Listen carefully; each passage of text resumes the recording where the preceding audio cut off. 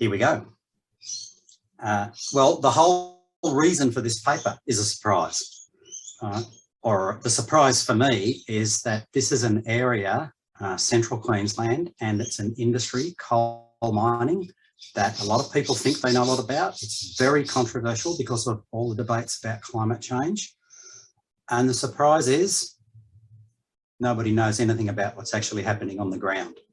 So we all know about the big, complex arguments about climate change and the future of the coal industry.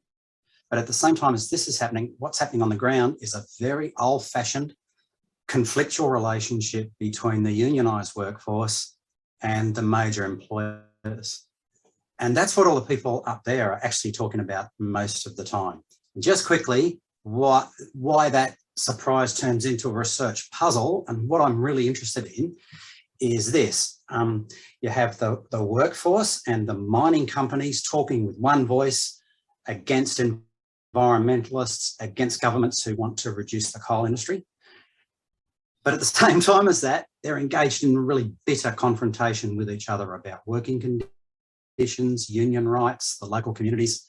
So I'm really interested in trying to resolve that puzzle, get my head around why it is and how it is that workers and communities in this place are making sense of these two things at once, where they're really caught between different identities and different politics and different senses of themselves in this particular place. And I think it's obviously really important for such a strategically important industry, but it's probably got wider implications too for thinking about climate change in other industries and other places.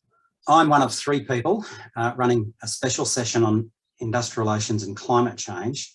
And the big surprise for me about this, and maybe I shouldn't have been surprised about it, was just how much interest it has attracted from all around the world.